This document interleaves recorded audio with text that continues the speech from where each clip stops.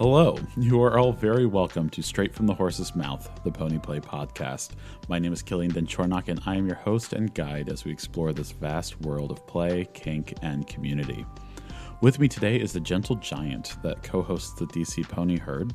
We'll talk about how they first got into pony play, where they've gone with it, and what they're doing now. Please join me in welcoming to the podcast, Pony Freyja. Freyja, how are we doing today? Oh, we're doing wonderfully. Just a wonderful low stress Tuesday, you know? What could be better?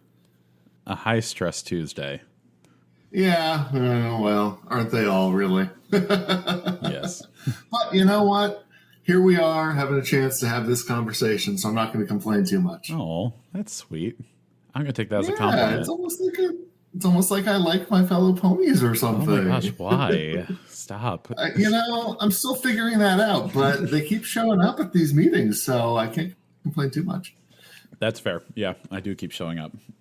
Yeah. It's a good time. It's a good time. I'm trying to think if we have any good stories between us. We see each other almost monthly because we're both in the same herd. We still haven't done a team pull, and I feel like that's criminal at this point. It absolutely is. I would love to do that, especially if we could use Adelacia's big four-wheeled cart with the two of us attached to it and have a full complement of, 6 or 7 riders in it. It'd be perfect. We would be cruising. Absolutely. Not sure about braking, but going would be They great. have disc brakes built into it and a parking brake that they left on when they told me to go at least once. I mean, I may have done that in a 66 Mustang I stole from my parents' garage once, so I understand. I understand how easy it is to do that, but that's fair. Wait, did you pull that by yourself? Yeah, absolutely. Ridiculous. Heavy pulls are kind of what I do. They're the things that I enjoy. Got some wonderful pictures from Pony Camp of that four-wheel cart with Adelacia and Her Royal Highness Susan in it, getting pulled along the upper ring trail with just me in the front. It was very heavy. I had to stop once for just getting my breath back, but it was a lot of fun. The jealousy is real. Yeah. Well, I hope you can come and get hooked up sometime. Camp is on my priority list for next year. So we would love to have you. Oh, stop being so nice. I can't help it, you know. I'm nice to people I like.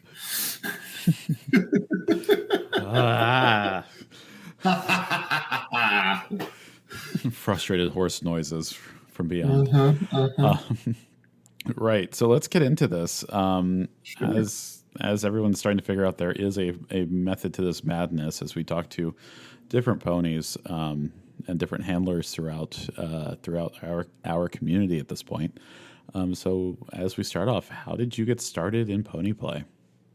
Sure. So this is a Camp Crucible story, as so many of them are. I'd always kind of been interested in pony play since I was fairly young.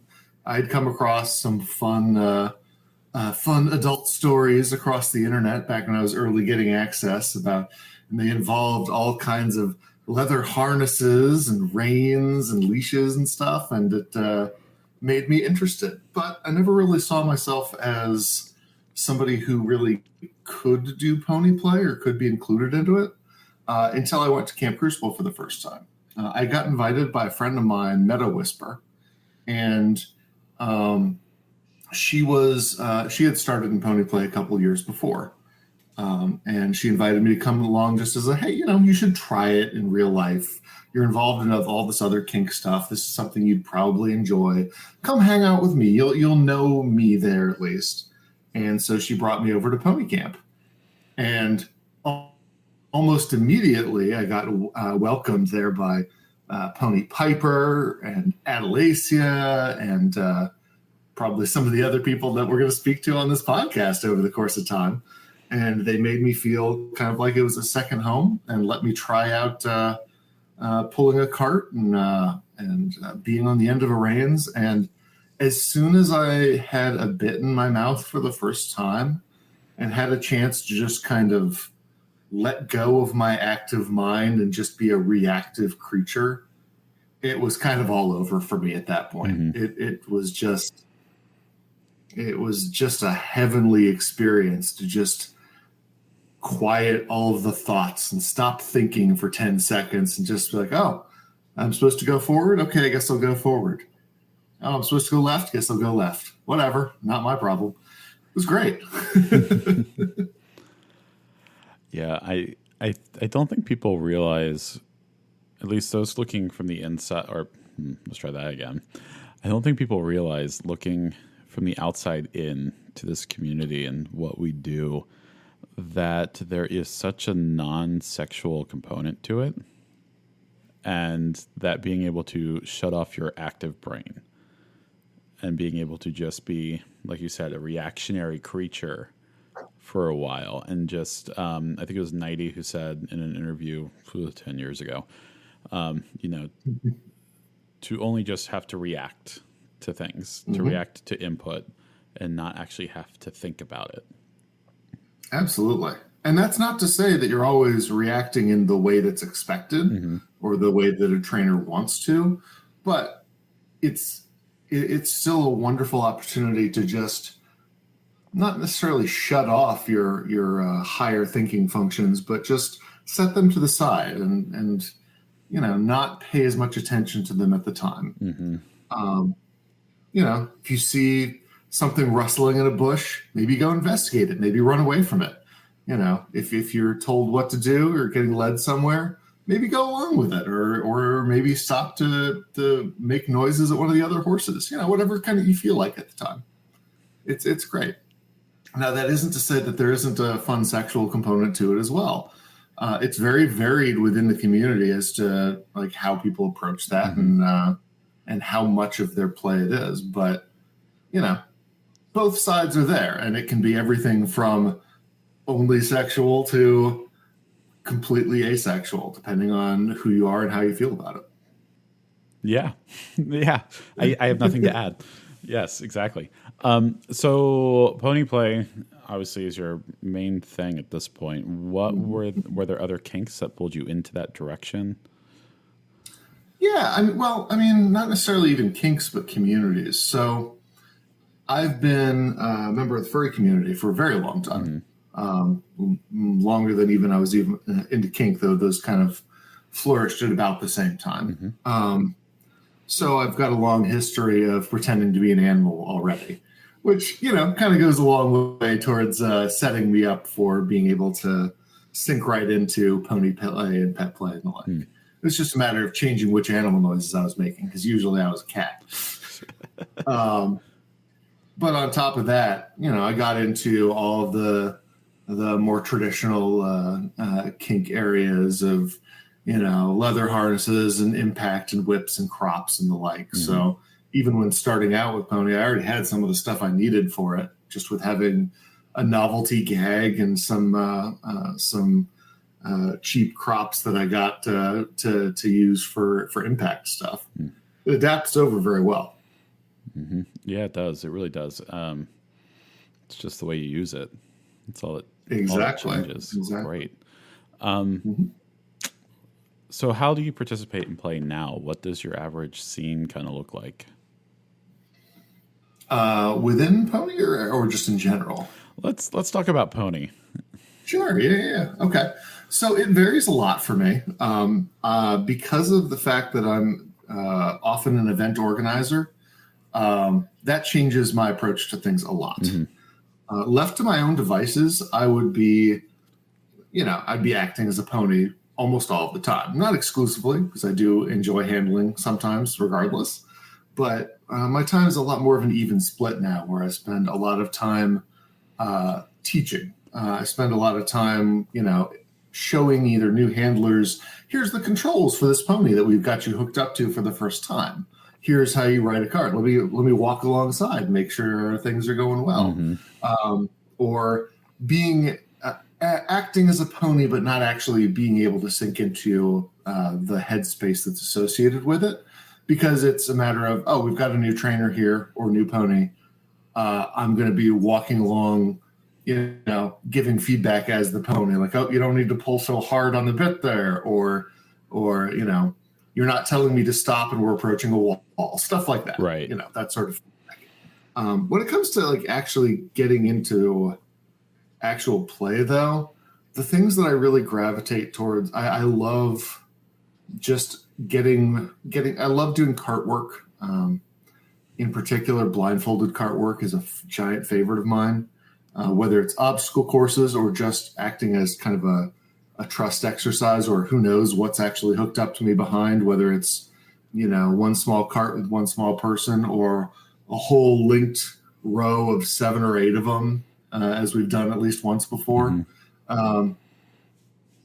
So it's that sort of just being in my tack and just letting the trainer kind of do what they want, lead me around and hook me onto things and work it around. I definitely prefer it when I am struggling, when it's just at the edge of my ability. So I really have to put my all into it. Those are the sorts of scenes that I always enjoy. And that goes for whether it's within pony or outside, actually. Mm-hmm. That's kind of a constant of my gameplay. You and I are very similar in that way. That doesn't surprise me, honestly. Given what I know about you as a pony, we have a very similar profile in how we approach it. Yeah. Yeah. Like I very much like being put in a position where I struggle against the restraints, even if it's just a simple, like a simple cross tie. Yeah, even that, it's just like, oh, what do you mean I have to stand here, like, and stay still? What? Absolutely, yeah, absolutely. And that's a great opportunity when you're in horse brain mode of, oh, they didn't do a proper tie or anything, or oh, they didn't actually latch me to something.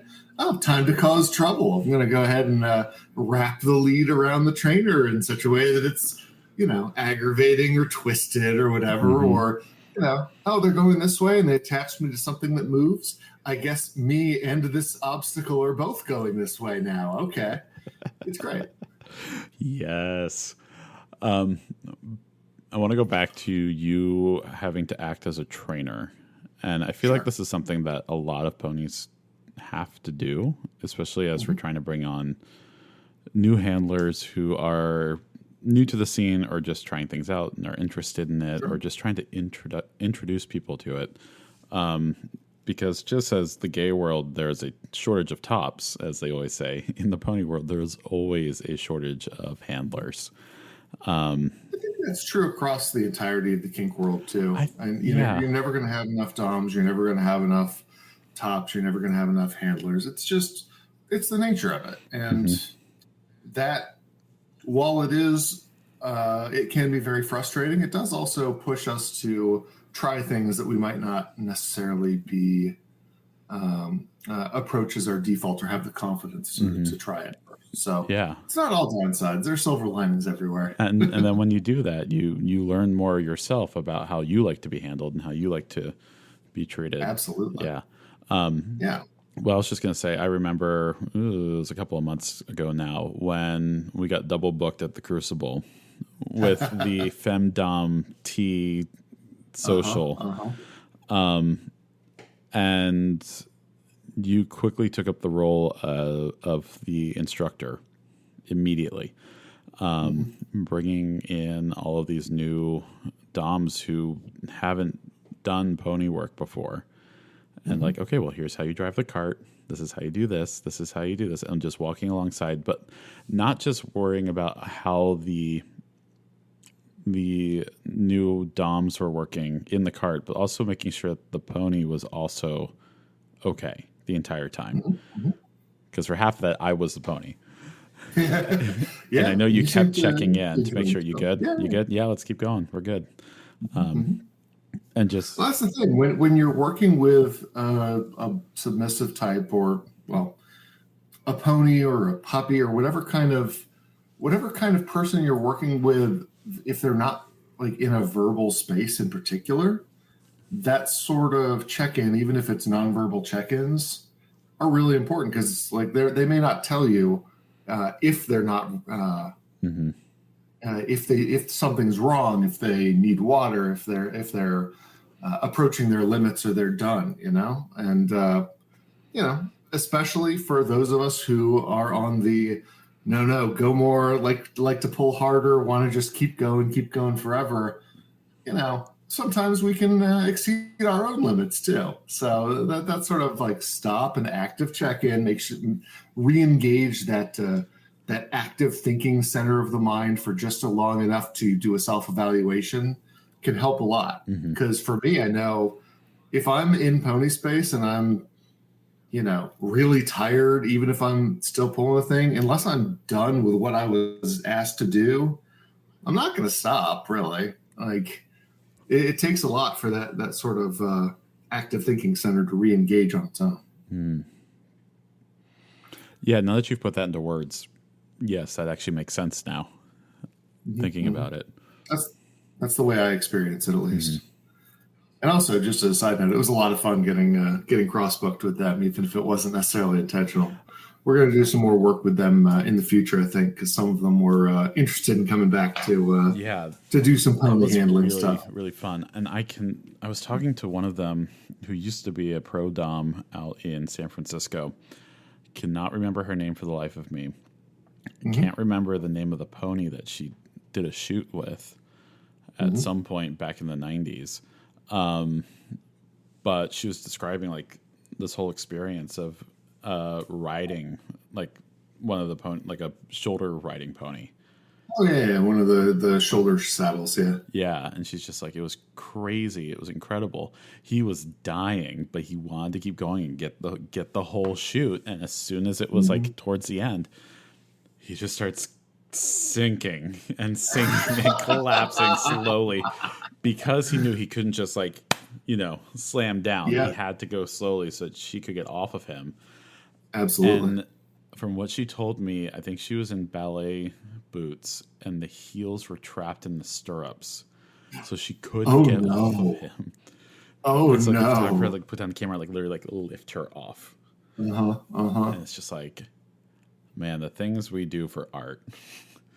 Yeah, seriously. Like there's so much pony gear and kink gear in general, I suppose, but I see it a lot in pony. Stuff that people, use for photo shoots and use as part of the aesthetic that is very much not practical, even if it is really pretty. I like my hooves. I'm sorry. I know you like your hooves. I like my hooves too. I just don't wear them very much because it's already a long way down from where I'm standing to the ground. Yep. And I've already gone down from full height on those on my hooves to the ground, and they're like a 6-inch platform on top of my own height. Yeah, thankfully I've never gone down. I made the mistake of wearing mine at a furry convention out in Reno, which was a lot of fun. Got a lot of great exposure. People liked it quite a bit, but there was tile right outside the elevator, and steel horseshoes on tile. Slippy. There's zero traction. Slippy. Just slipped immediately. Yep. Yeah. Have you broken tile? Because I have.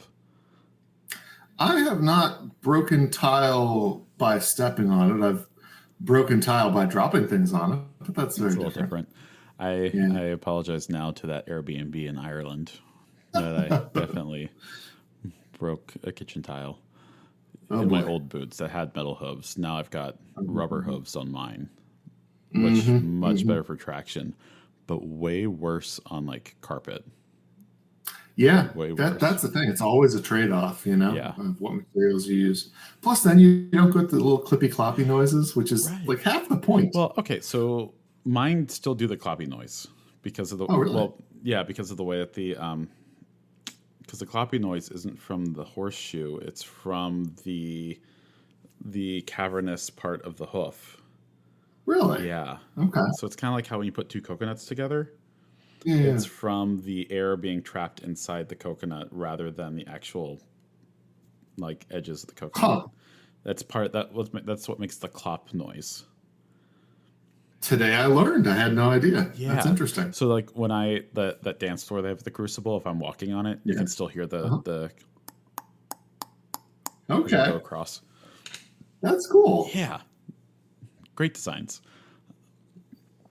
Speaking of horse noises, the 3D printed hooves that everybody has, they make the best noises if you clip them together. Yeah, they do. They are the most satisfying thing that you will ever find out there, if you ask me. I would agree. Hey, do you still have that forge? I know we were talking about doing steel ones at some point. I do. Yep. Yeah, we should. I've got a forge. I also have an aluminum casting furnace down in my garage, and I've got so much scrap aluminum and scrap steel to use. So if you ever want to just work on futzing with some horseshoes, we should. Making the blanks is a giant pain in the butt, but I'd at least show you how to do it. We should totally. Hey, man, herd field trip. Let's do it. I mean, we already need to figure out something to do for the 14th here, since we got preempted at the Crucible. But yeah, it happens. It does. I totally understand. They've been a really nice venue for us. They're a great space, and they're inexpensive for us to come in and meet. So if they need to, drop us once or twice a year to get some big paying customer in to keep the dungeon open, more power to them. We can find ways to amuse ourselves. Absolutely. And I mean, that just gives us a chance to go be social elsewhere. At the Renaissance Fair yesterday, I decided that we need to go to medieval times at some point. Yes. Oh, yes, absolutely. That would be wonderful. So I guess this kind of plays into something I haven't mentioned in a long time, and that when I first got into pony play, I was pitching myself or calling myself a warhorse in training, partially just because I had always loved watching the jousting at the Ren Fair and all the horse work at medieval times and everything. That'd be kind of a really fun blast from the past to jump back over there. I mean, is there one around here? Yeah, there's one in Baltimore. No, not in Baltimore. It's in Hanover. It's Arundel Mills. Yeah, Mall. the White Plains Mall, isn't it? Arundel Mills, yeah. You're Arundel Mills. So it's on the south side of the city, so it's better for us. Yeah, perfect. Yeah. That honestly, that would be a lot of fun. Right. Yeah. I mean, also same in terms of warhorse. Like that's, but mine comes more from my addiction to The Legend of Zelda. Oh, so I can see that Zelda artwork just to your left there. Actually, yeah, that entire wall over there is just all Zelda artwork as well. We have a Master Sword embedded in a stump in front of my house. I know. I saw that last time I was over. Mine is currently over there in the corner.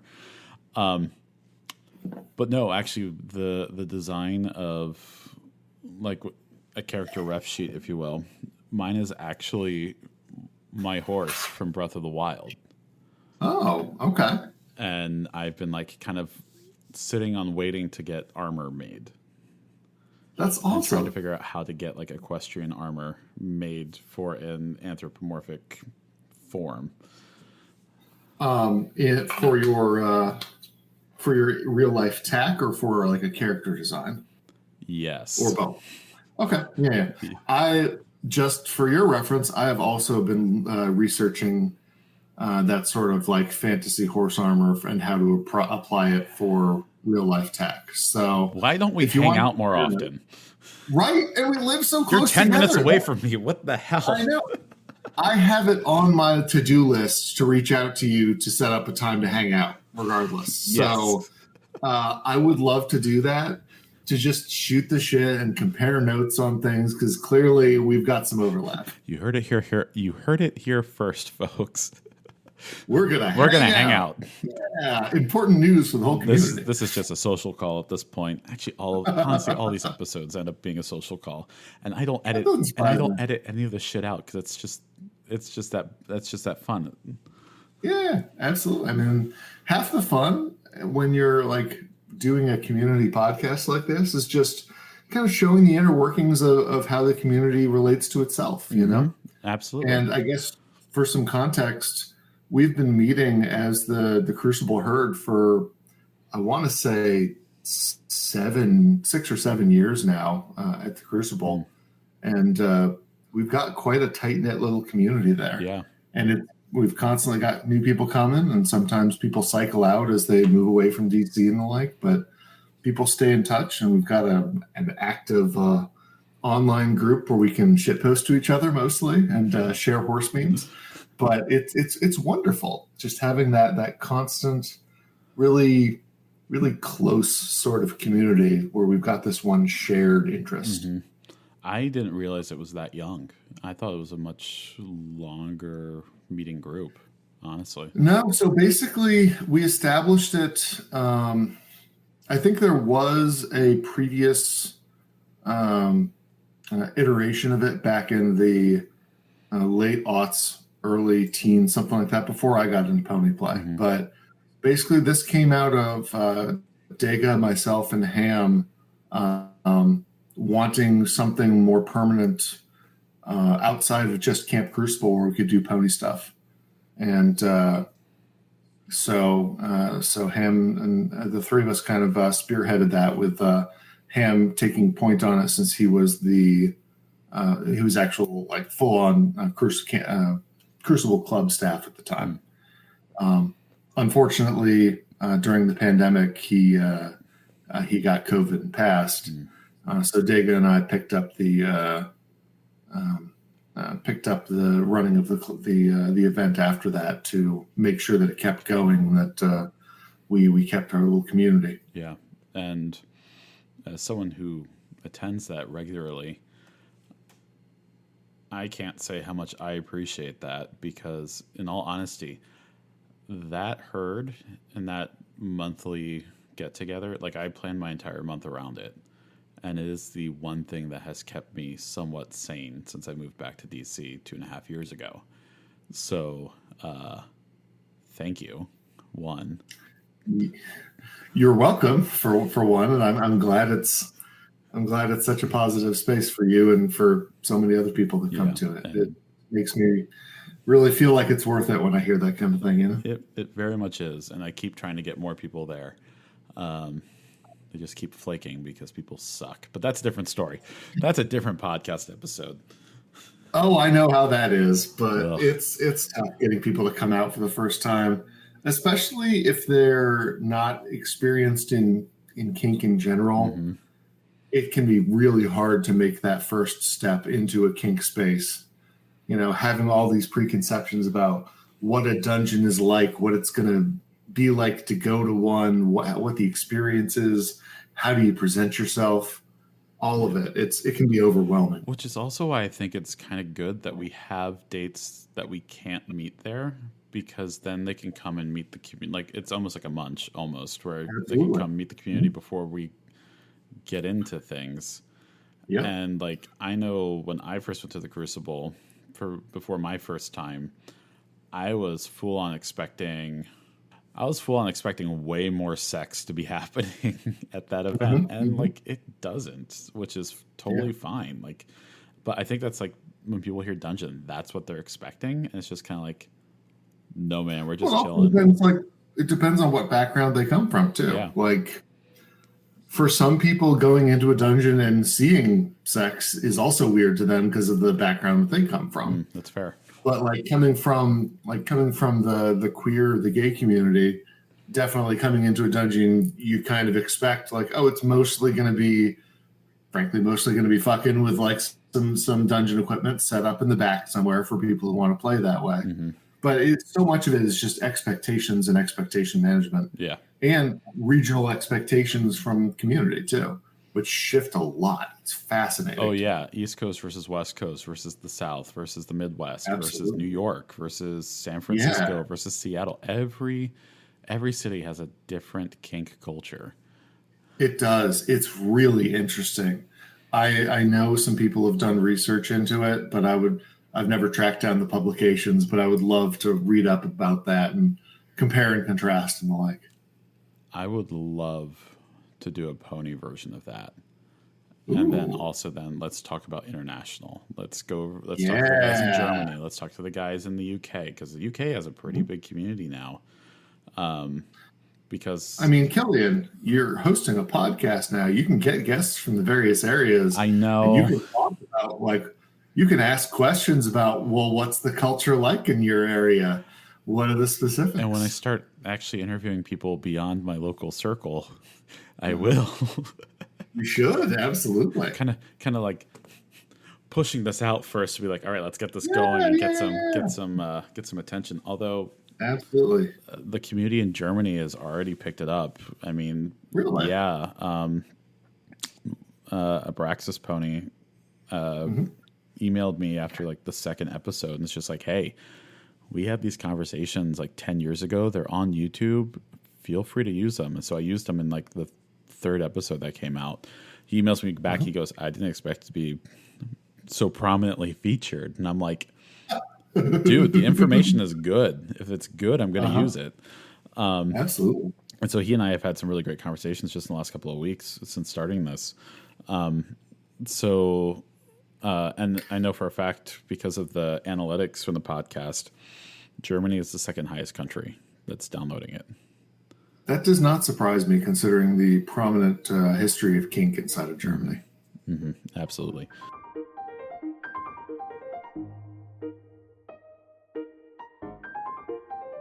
So, you wanted to come on and talk about accessibility in the community.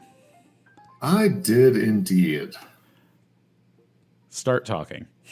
Start talking. All right, sure.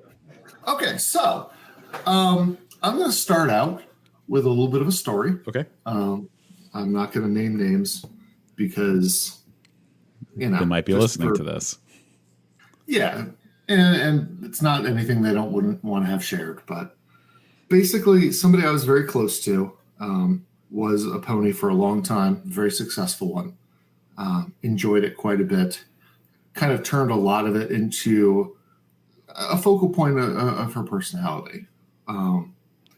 And then after some time passed, she got hit by a car and lost a lot of her mobility and never really felt she was able to return to the pony play space. Not in the same way and not really at all. And this is not a unique thing to have happen. As the community continues to grow and expand and age, we incorporate more people with more different needs in it. And pony play is seen as something that is extremely physical generally, and seen as something that can be extremely strenuous, and you need to be really, really fit to be able to take it on and all that. And part of what I want to talk about today is just dispelling a lot of that and talking about some of the adaptations that we've come up with. I imagine that at some point, Kylian, you'll probably have Mystic Storm on the podcast. She is well known for spearheading this as well, because it's something also very personal for her, having had some medical issues that led to her needing to find adaptations. But as a community, we're evolving to start to incorporate a lot of that and to be able to help people find solutions for that. Like, for example, with Mystic Storm, she's been able to come up with adaptations with a wheelchair that she's got that has pedaling capabilities and levers on the side to control left and right. Using one of our 4-wheel carts as opposed to a 2-wheel cart and hooking up ropes to that, she's been able to find ways to let a trainer steer for her while still being able to provide that forward momentum that a pony does. And having seen that whole thing in person, it is a brilliant system. It is so cool. Absolutely. And this was a centerpiece at a pony show expo, exposition,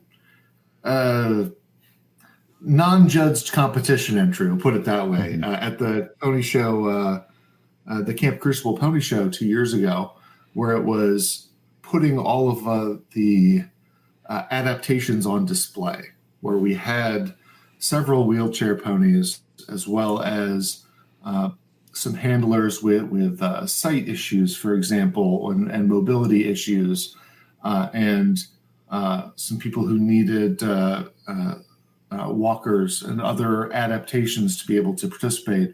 We got them, or she was able to get everybody linked up into one show act to really show that off and really kind of showcase the fact that pony play can overcome disability just in one place. And it was both quite moving and left nary a dry eye in the place. I can tell you that much. But the core is less about the specific adaptations that we can offer and come up with now, so much as the fact that we are, like, the community is here to help with that. And even if you can't come back to pony play in the same way that you may have done it previously, that doesn't mean that there aren't ways to get into that same headspace or be able to find other adaptations and other approaches to pony play that can still work.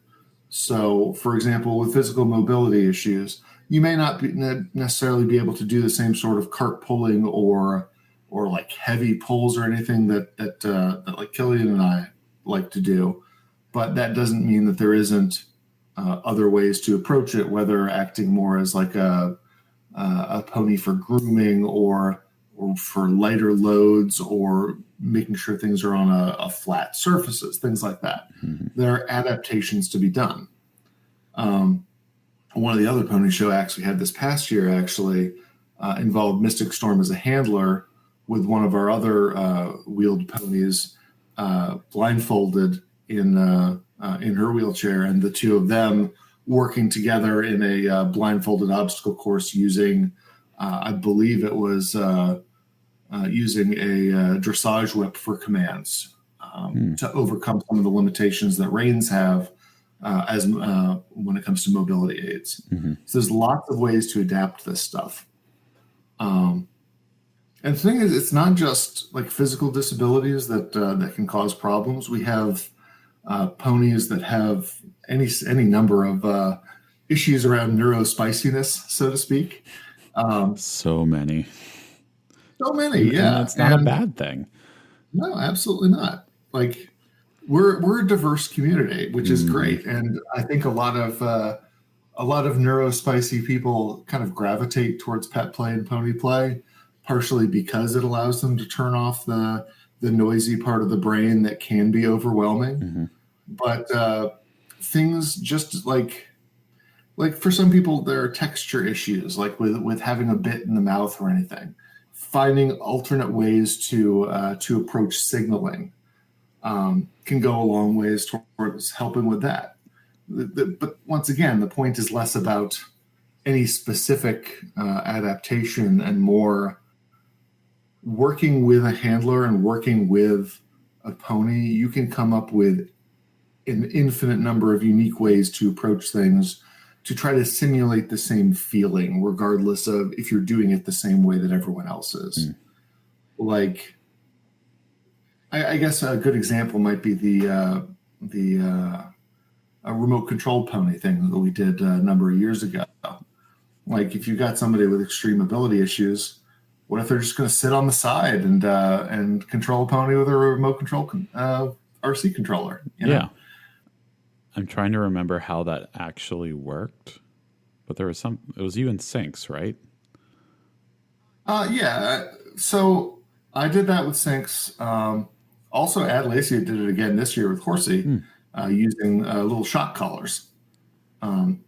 With when I did it with Sinks, it was using a standard bridle and remote control aircraft motors hooked up to it to make the bridle pull in the directions that the standard reining commands would do. So variations on a theme, depending on what different things could work for you. And that also, in addition to accessibility, that also just shows the background of where people are coming from in this, because it is so varied and so different, and seeing people being able to use their skills that they have in their normal lives to develop different accessibility tools and just different ways to approach this, I think is also extremely fascinating. Absolutely. I 100% agree. Like the number of things that can be included under the umbrella of pony play is more numerous than anybody would kind of understand from the outside. And that's kind of something that we've always tried to emphasize at our local meets. There are certain people who like to kind of prescribe the way that things are done within pony play. Like, this is how you do it. This is how this command works. You have to move your feet this way. You have to move your hands this way. The thing that I always come back to is that it's all made up and the points don't matter. Like, okay, whose line? I couldn't resist. It was right there. But you know, we're here to have fun. We're here to do certain things, and there can be frameworks that help with that. There can be, you know, certain ways of doing things that may be semi-standard that help you give you a starting point. But that doesn't have to be your ending point. If you want to change things up, if something like if different commands work for you, if different gear works for you, if, you know, different headspaces work for you, then you can't let yourself be limited by how things are supposed to be. We get to define how things are supposed to be for ourselves, not anyone else. And that's something that I struggled with a little bit coming into the community. Part of the reason, like the whole reason that I didn't feel like I would fit into it is because all I had ever seen from pony play was what gets shown in fetish porn, you know? And like, I don't exactly look like any sort of tiny waif of a pony fetish model. So I was like, well, I don't know. I don't have any of the latex. I'm not that. Could I even fit in here? And, you know, clearly I'm here. So I did something right. Yeah. And I mean, you and me both, let's be honest. It can be a struggle to overcome that initial hurdle, especially when so much of what you see in this space that gets posted online is absolutely gorgeous, fully decked out ponies like Rye. Rye is a wonderful pony, don't get me wrong. Love him to death. But it can be intimidating when that's all you see out there. Yes. And I think because that's what you see and that's what gets pushed out there and that's what gets reshared and posted all over Twitter and Instagram, that the amount of people I've talked to, countless people who have said, oh, I want to try pony play, but I don't look like that, or I don't have the gear, or I don't have the money to get the gear. Yeah. And it's just like, listen. That's the big one I always hear is, I'd love to try it, but it's so expensive. I don't have money for the gear. And it's like, you know, you can do pony play with a little bit of rope and an imagination. That's all you really need, you know? And that is literally... It doesn't even have to be the fancy rope. Right. And that's been the overarching theme. Every single person I've talked to has said something along those lines. Even Rye has said that. And he's the one who... Well, Rye has the gear, but Rye knows he doesn't need it. Yeah. Absolutely. Yeah. No, he is a wonderful example of that. It's not his fault that his content can be intimidating. Fucking goo pony. Right? Why is he so hot? I mean, but also Rye is the one who brought me to the DC herd on my first week. Like, because I had reached out to him. We had met in California. And when I moved here, he's just like, oh, I'm getting you into the herd immediately. Like, literally, I was here for 2 weeks and I was in.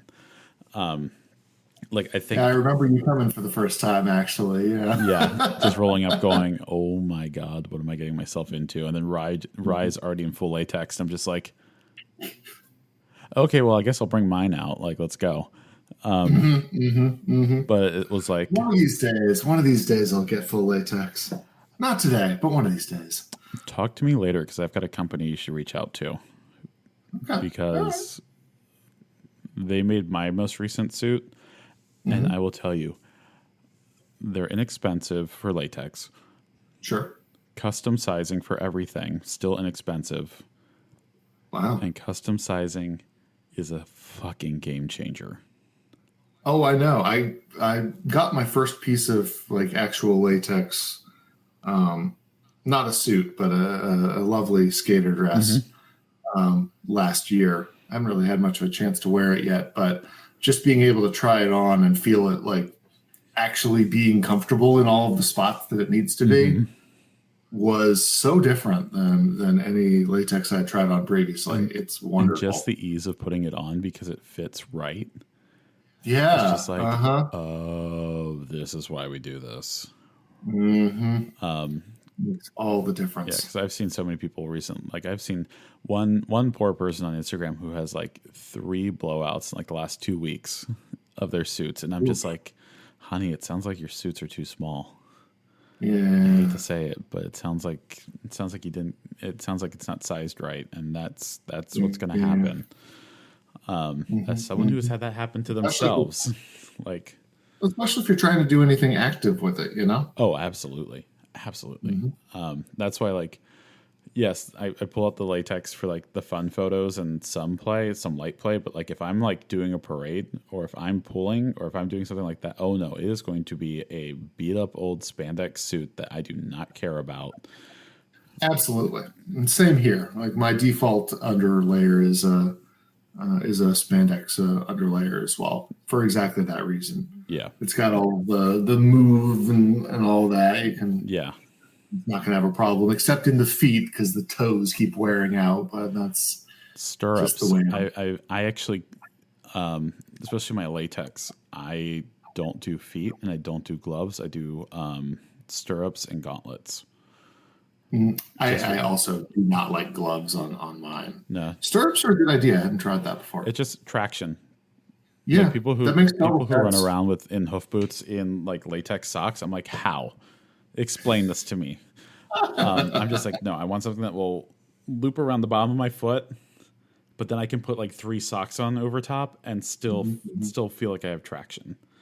Absolutely makes sense. Yeah, just never really thought about it. Gauntlets because I will always 100% of the time somehow get a hole in a finger in a glove. And so I just use like cheap latex gloves you can get on Amazon, like the 100 in the box type of latex gloves. Not the nitrile ones, but like the actual latex ones, because I will rip them. I will always rip them, but also because they're thin enough that you can still function when you need to. Makes sense. So which reminds me, I need to order more. But yeah, it's like just because you have to be somewhat practical as you go through all this. That's the thing. If you're not just doing a photo shoot, there is a level of practicality always to approach. And that's why, at least for me, having kind of 2 levels of tack is always super helpful, where I can have my full-on formal, like the full pulling tack where I've got all the leather harness and everything. It looks nice. It's great. It's not always convenient. Right. So just like having a second set where I can have a basic pulling belt and my tail and my hat and just have enough that I can, and a bridle. Like it's nice to have that casual tack. Yeah, exactly. This is my evening wear, and this is my I'm at home eating ice cream wear. This is my post evening wear. Yeah, exactly. And it can still help you get into the right headspace if you need to, without having to, or without needing to go through the full process of getting all the buckles just right and all that. Lacing up the damn boots, like yeah. Oh yeah, absolutely. There's a reason that most of the time when I'm not trying to be super fancy, I've got black sneakers that I use for mine because they blend into the rest of the aesthetic without detracting from it, but they still have great traction and they're easy off and on. Yeah, and that's why I have those for flat-footed stuff, which is more often than not now, especially when I'm playing. I have an old pair of Doc Martens, Yeah. That works wonders. That I then do. I do the feathering things that I made over top of them. Oh, yeah. Mm-hmm. Just to complete the look, but also just way more practical. Mm-hmm. Every conversation turns to gear. What is wrong with us? But I guess that's also kind of part of accessibility if you think about it. I mean, financially accessibility, but also just like you don't need hooves, and a lot of people can't wear hooves for a long period of time or at all. I love the look of hooves, and I also do not recommend them for most people. Yeah. So yeah, and you're totally right. Accessibility is not just about the physical accessibility. Monetary accessibility goes a long way as well. And, as we were saying earlier, a lot of this stuff is pricey. Yeah. And you don't need it. If you want to deck yourself out as a handler, you can stop by Dover Saddlery or don't go to Dover. It's so expensive. Okay, fine. Well, Tractor Supply. How about that? Tractor Supply, or even actually I get emails from this company, and they've been great because they always have sales. Tack of the Day. Tack of the Day. They're an online store based out of Pennsylvania, and they like my handler gear. That's where I bought it. Sure. So like I've gotten riding pants for pretty cheap. I've gotten a couple of polos from them for really cheap. My half chaps I actually got from Amazon. Sure. Because easy. Well, that's the thing. It doesn't have to be super expensive, and it shouldn't be. Like most of the stuff, especially on the handler side, if you're buying it from a kink shop, you're getting overpriced. Oh, absolutely. And especially if you buy it in person at a kink shop, it's gonna be really expensive. Absolutely. We're recording this way ahead of when it's getting released, but being at the Maryland Renaissance Fair this last weekend, I had a couple of friends who were just like, yeah, we are going to buy some stuff. Like they had saved up and they were ready to go. And I'm like, great. Now let's just be very clear about something. They operate on sex shop pricing model. And they're like, what do you mean? And I'm like, it's a quality product. So it's going to cost a lot already. But there's an upcharge on everything because you're horny and you want it now. You are at the Renaissance Fair. You want to wear it immediately. So everything's got an upcharge. But my friend was just like, I am fully aware of that. I am prepared for that. I'm still going to buy that leather vest corset because it looks amazing. And I'm like, great. It's $200 for a piece of leather that should have cost $40. But that's the thing. Like part of it is sometimes you do just want to support the artisans that are there. Like I've got a friend who does the Ren Fair circuit as a blacksmith. She just like goes around making knives and selling them. And I love the fact that we can, I don't know about but like that we have artisans like that that can travel and make a living doing it. Yeah. Art. Don't get me wrong. I am fully on board with that. Always support the artist. But you have to understand that you're paying a premium for the fact that you are buying it there, and also that you're, having a chat with the artisan themselves, et cetera, et cetera. And you have to be fully prepared that you have to have a distinguished eye in being able to figure out what isn't actually artisan goods. Yes, absolutely, because it'll all be priced that way. Right. Absolutely. And I know, just like in a sex shop, Exactly. Like I know Maryland. Like that is one thing.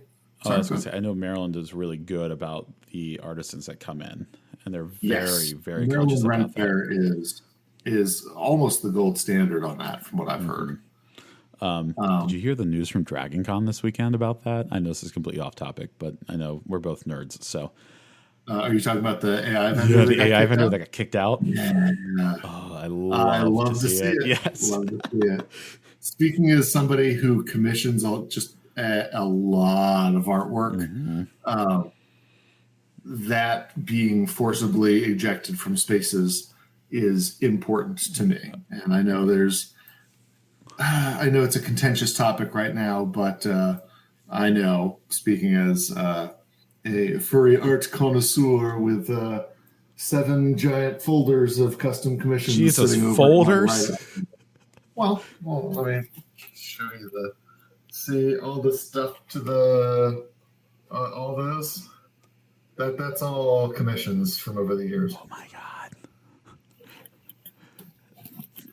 So it's in moments like this I wish this was a video podcast, because the reaction on my face is not describable in words. It was pretty impressive, absolutely. But yeah, it's like we have such in the nerd community and general geeky atmosphere. We have such skilled artisans making us art of all different kinds, sculptures and physical artwork, visual work, 3D modeling, all that kind of stuff. And seeing this technology come in and threaten their livelihoods is very frustrating. Mm-hmm. And seeing scam artists pick up on it and try to get a slice of that from people who actually know what they're doing is even more infuriating. Mm-hmm. So I have strong opinions about it. I know AI is a divisive topic, but I make no bones about where I stand on it. And that's speaking as somebody who I know there are applications for the technology, because I, up until recently, had the title professionally of director of cyber and AI products for a particular company. Mm-hmm. There are applications for this technology. Generative AI making art to displace artists, ain't it? Amen. Exactly. Yeah, that's exactly where I stand on it too, and exactly what you beat me to it. Good. I never hesitate when it comes to my opinion on this kind of stuff. I got knowledge. I'm going to tell you whether you like it or not. God, I love an opinionated horse.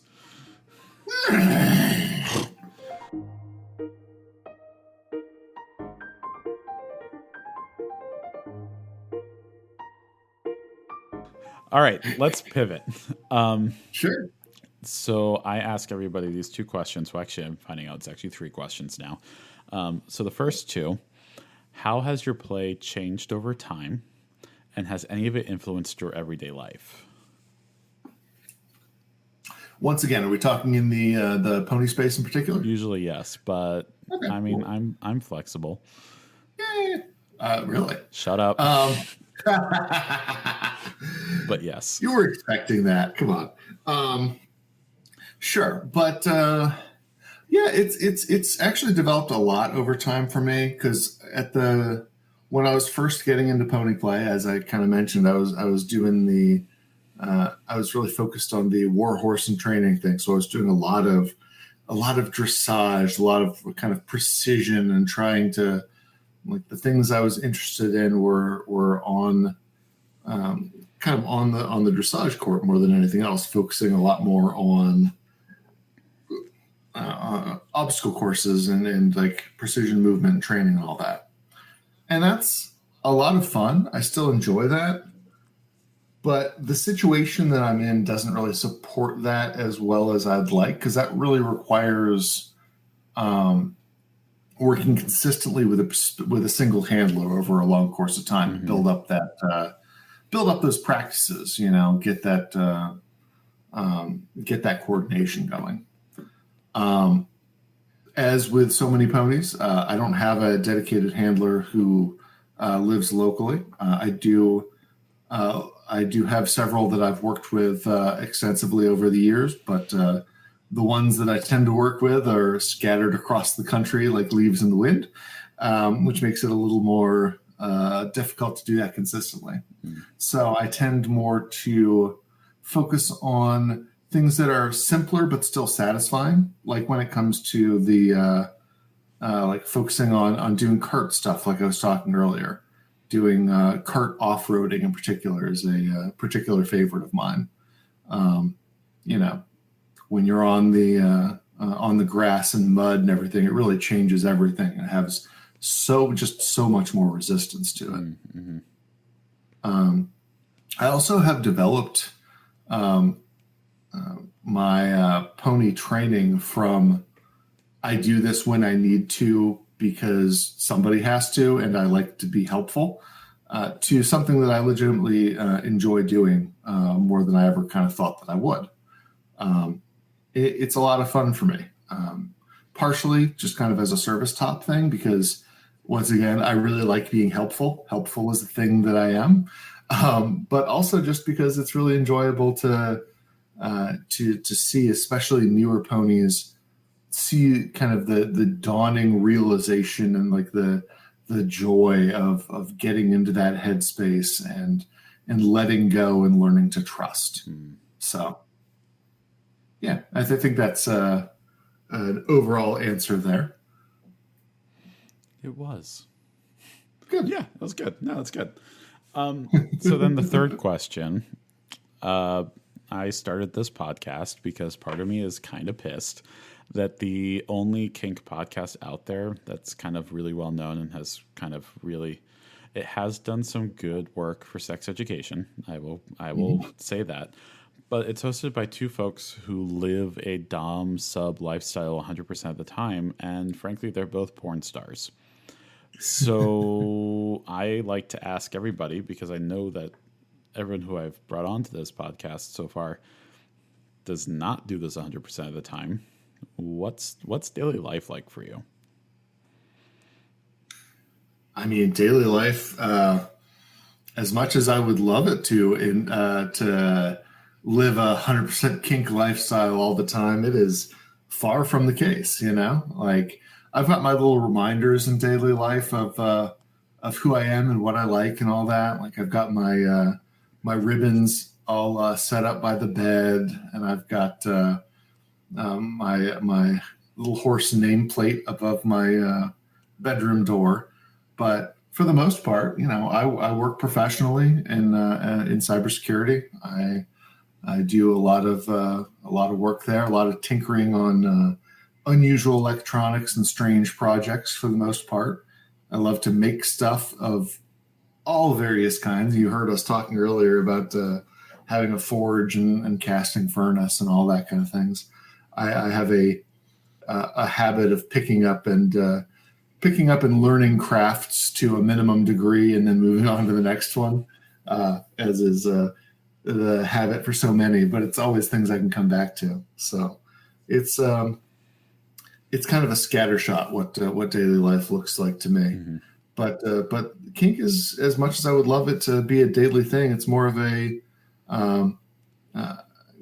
get to experience more on the weekends, and when I've got certain friends over that I've got dynamics with, or when we've got certain when we have events like our get-togethers, our monthly herd meetups, we get together with all the other cool ponies. Plus some fun online interaction, like we've got our lovely shitposting chat, and I've got a few other friends in various other kink chats where we can talk about interests and share artwork and post fun and horny ideas at each other, all that kind of stuff. That's good. So, yeah, you are still, even though you can't participate physically in it all the time, you have reminders, and you are a very active member of the community constantly. So I try to be. It helps a lot to. So, taking a step back here, I find it very easy for myself to kind of self-isolate and cut off from the things that I want and the things that I want to pursue. Mm-hmm. So just making sure I have reminders of not even necessarily goals, but things I've done and things I enjoy around me to remind me, oh yeah, don't forget about being a pony. Don't forget you can always make horse noises. Even if it's just so much as like, oh, I'm going out for a jog. Maybe I'll do a jog in trot this time. Work on integrating gaits in with daily things I'm going to be doing anyways. Mm-hmm. Or has kind of grabbed me by the neck over the last couple of weeks. A project of making a pony play training reminder app thing for as we move into the the December competition season here. Yeah.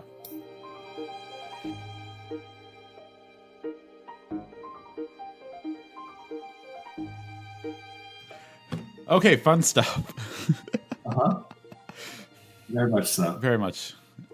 So we're gonna do some quick word association, just for the end, just for fun, right? Okay. Yeah. Okay. So we're gonna first thing that comes to mind. Turn off the active thinking part of your brain, just for a minute. Oh, boy. Okay. We've got 8. So ow, shit, just knocked you with a trash can. So we've got 8. So here we go. Okay. First one, gear. Tech, fun, heavy, Ritual. deep, important, fire, heavy, Parade. fun, fancy, confetti, Tension. leather, lions, pull, Bridle. comfort, bit. I'm trying to texture. There's a texture association that comes to mind that I can't really describe, but it's the texture of the webbing that I don't know what's the material called. I don't know if it's just called webbing, but you know what I'm talking about, right? Of the nylon, the nylon webbing, like that. Like as soon as you say that texture just comes to mind. Immediately. Yeah. Good. Mane. Flowy, luxurious locks. And then grooming. Comfort, stall, cool down, fuzzy. Those are all very, very soft, very good. Although I was really glad to hear leather after tension. I think you're the first one who's really kind of like gone in that direction with it.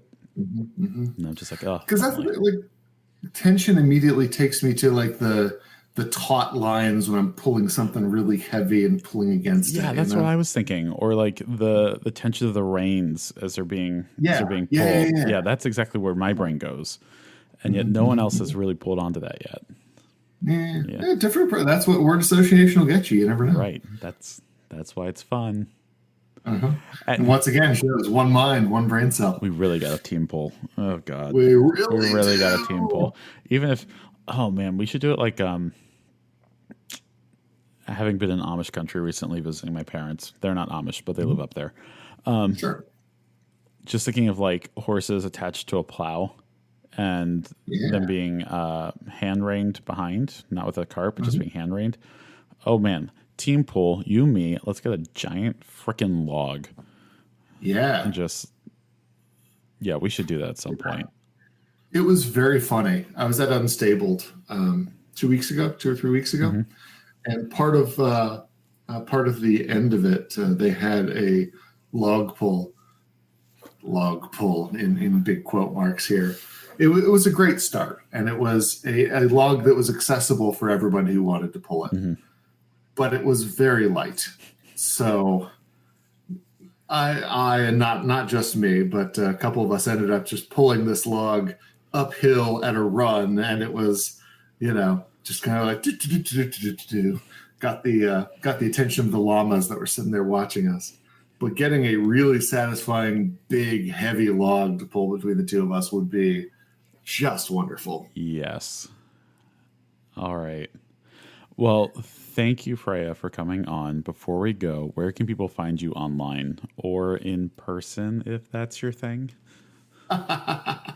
Well, if you want to meet me in person, you're more than welcome to come to our monthly meets in the DC area. We meet generally on the second Sunday of the month at the Crucible. But if you want to see our actual meeting schedule, if you go to the website crucible.horse, we've got all of our contact information, an email address, and a calendar of events. We would love to see you there. If you want to find me, You can find me at Jatar on FetLife and Blue Sky, which is KJATAR. If you can't somehow intuit the spelling of that from whatever word I just said. I made a mistake picking the name that I picked, but here we are. Story of my life with Kylian. Oh my gosh. Yeah. It's fun using that at Starbucks, I will say. Oh, I'll bet. It's a good name, though. Thank you. I like yours. Yeah. Okay. Well, anyway, thank you for listening to Straight from the Horse's Mouth. If you've enjoyed this, don't forget to subscribe and tune in next week for more. And as always, thanks for listening.